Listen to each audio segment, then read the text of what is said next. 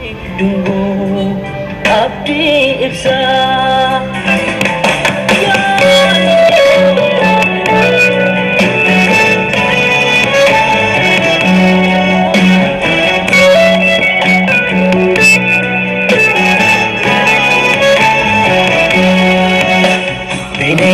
binesi Hacaaluu ilmi namaa nama ajee harki nyaate namaare eenyutu amanama ati duune kakee ati duune kakee ati duune kakee ilmondeessa ati yoomuu jirta barnukeessa ati duune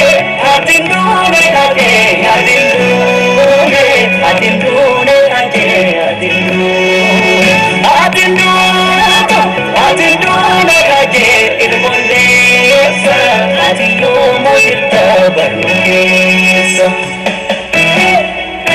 ati siidaa qabsoo Oromooti akka seenaadhaan arginu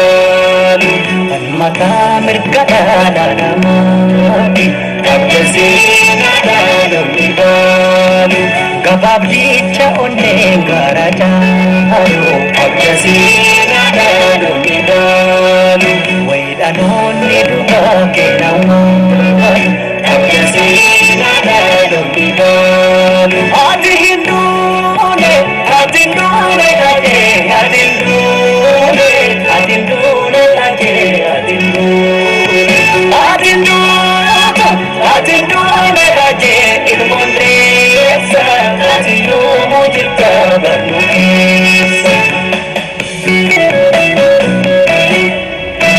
nu keessa marmarta nagaa duutees ni jiraata nagaa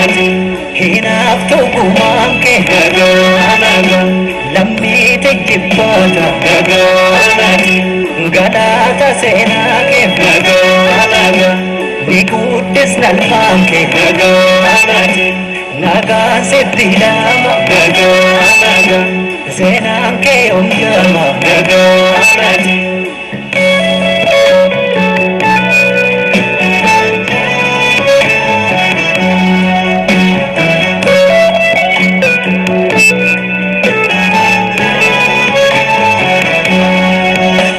binesi Hacaaluu ilmi namaa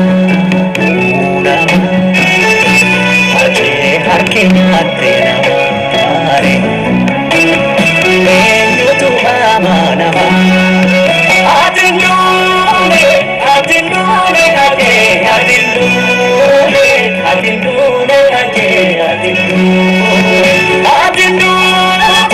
ati duune kakee ilmondeessa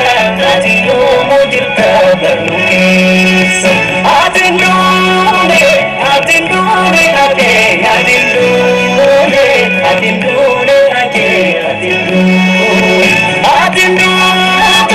ati duune kakee ilmondeessa ati yoomuu jirta barnukeessa Oromoof duutuu fi finjiraanne akka seenaadhaan arginu mana eebbisaas gonkanyaanne akka seenaadhaan arginu Usmaa yoommoo Yoosef tuusimoome akka seenaadhaan arginu sidhamee kan guyyaan dhabdinaame akka seenaadhaan arginu ati hin duune kakee ati duune kakee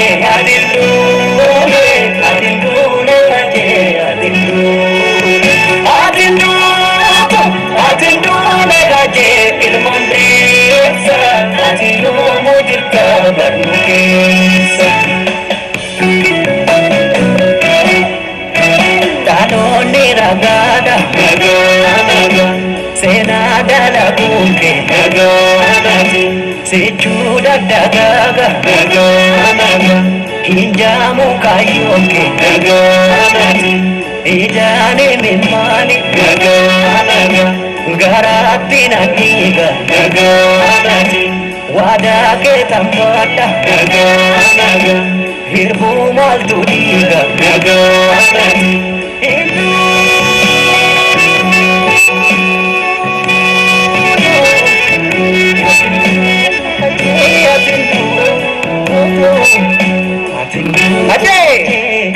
Hacaaluu Hundeessa